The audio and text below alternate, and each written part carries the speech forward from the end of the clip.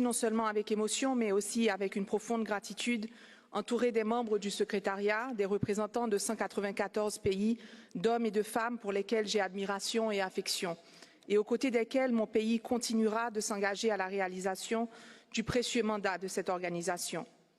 Chers collègues, c'est ce Conseil exécutif de l'UNESCO qui m'a mené vers le Conseil des ministres de la République d'Haïti. Ici, c'est depuis cette nouvelle fonction que je m'adresse à vous aujourd'hui. Je ne le ferai pas avec le formalisme diplomatique espéré, mais avec le franc-parler qui a toujours caractérisé mes interventions ici, avec la même obsession de briser le silence. Je vous parlerai en tant que ministre d'une terre de liberté transformée en Alcatraz, une Haïti où tous les champs de compétences de l'UNESCO sont sous assaut. Au-delà des menaces existentielles de l'éducation, la culture et les sciences, c'est le secteur de l'information, pilier de toute société démocratique, qui est ébranlé. Les journalistes subissent des attaques mortelles et la virulente dissémination de la désinformation et du cyberharcèlement pollue l'esprit de mes concitoyens, en particulier des jeunes.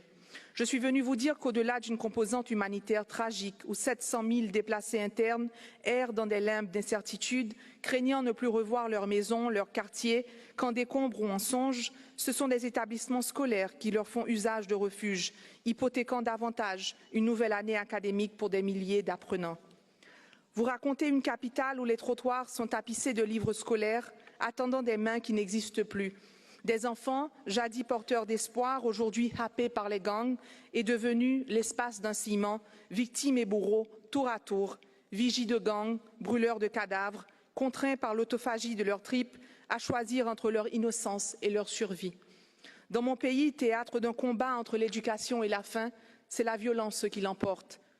Vous confiez que tout mon peuple, plus de 12 millions d'âmes, est pris en otage par 2000 bandits, que 6 millions de mes compatriotes vivent en insécurité alimentaire et que s'accélère le spectre de la famine, la première de l'hémisphère. Que les filles et les femmes sont encore et toujours en première ligne des ravages des bandes armées, qu'entre janvier et mai de cette année, plus de 4000 vies ont été dévastées par la violence basée sur le genre. Excellence, il y a 2 jours à Washington, j'ai invité 600 femmes à ne jamais garder le silence face aux injustices. Je vous formulerai ici le même appel. Je vous implore de ne plus détourner le regard de mon pays. Ce bain de sang que nous voyons se profiler peut et doit être évité. Ne rien faire, ne rien dire ferait de vous comme de moi des complices de l'inacceptable, des co-auteurs de nouveaux jamais plus. Chez moi, chaque nuit est une loterie de carnage où la vie perd sans cesse. Ici, dans cette salle, j'entends encore les cris de plus de 117 innocents massacrés le 3 octobre dernier. Leur dernier sourire, leur dernier baiser, leur dernier espoir nous hanteront longtemps si leur mémoire ne nous propulse pas à l'action. Si nous permettons que ces enfants, ces femmes, ces hommes arrachés à la vie, à l'amour, à leurs rêves, s'ajoutent en vain au macabre panthéon de l'insécurité. Dans cette maison qui sert aussi de rempart contre le racisme et la discrimination, vous ne pouvez plus rester insensible aux effets insidieux des politiques racistes et du discours de la haine qui gangrène ma région. De Springfield, Ohio, à Santo Domingo, nous ne pouvons plus rester silencieux. Nous ne pouvons plus rester silencieux devant les 500 000 Haïtiens ciblés par une décision de déportation en masse, en violation flagrante de leurs droits humains et des traités internationaux dont vous êtes aussi les dépositaires ici. Une opération qui n'épargne personne, ni nourrissons arrachés du sein de leur mère et mis en cage, ni jeunes filles emportées seules au milieu de la nuit et livrées pour compte.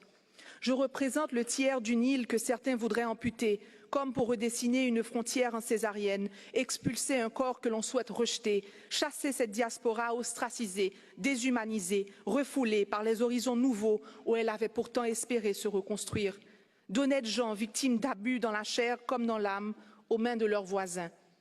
Chers collègues, je suis venue vous dire que chez moi, nous mourrons tous, trop nombreux, trop vite, trop seuls. Nous mourrons émaciés par la faim, par la peur et par le désespoir. Nous mourrons aussi de honte, nous, fiers descendants de Dessalines et de Catherine Flon, héritiers et gardiens d'une dignité sacrée arrachée au prix du sang, aujourd'hui réduits à tendre la main pour des miettes. Honte que notre patrimoine bâti soit livré aux aléas climatiques et aux convoitises criminelles. Et que jusqu'au symbole ultime de notre identité, la citadelle Henri, site de patrimoine mondial, fasse aujourd'hui l'objet de vols et de vandalisme. Et puisque nous vivons plus, nous nous résignons à décider comment mourir. Nous avons, sans thérapie, réconciliés avec le béton qui nous avait enterrés en 2010. Nous avons choisi de monter et de renforcer nos murs, choisi de sombrer sous les dalles d'un éventuel séisme, mieux que sous les balles d'un perpétuel terrorisme. Je viens d'un coin des Amériques qui s'efface dans l'indifférence du monde, un naufrage annoncé mais pourtant ignoré, une catastrophe pour laquelle il ne semble y avoir ni ligne budgétaire, ni secours dans les cahiers de l'international. Alors qu'ici nous cherchons à sauver des îles qui disparaissent sous l'effet du changement climatique, que faisons-nous pour celles qui croulent sous la barbarie? Chers collègues, dans cette compétition tragique où les malheurs du monde se disputent votre attention, la situation de mon pays doit vous alarmer. Je vous exhorte à rapporter à vos capitales qu'un petit pays, autrefois grand, a aujourd'hui de grands problèmes qui pourraient, avec votre aide, devenir petits. Je vous exhorte à adhérer au plan d'action de soutien à la transition élaboré par le secrétariat de l'UNESCO en partenariat avec Haïti et pour lequel je remercie la directrice générale. Vu de loin, le plus grand risque réputationnel auquel fait face l'organisation n'est pas le silence face à des attaques à caractère personnel, ni la chasse au scandale à l'interne, mais plutôt dans notre silence face aux urgences qui nous obligent à l'externe.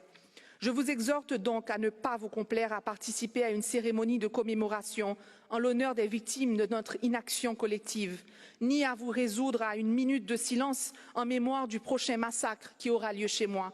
Le pire est encore inévitable, mais il ne le sera pas pour longtemps. Et dans cet intervalle, je n'ai aujourd'hui comme hier à ma disposition qu'une seule arme, la parole, la diplomatie de la vérité et la vérité sans peur. Car chez moi, l'heure n'est plus au silence. Merci, merci en pile, Aïe Bobo.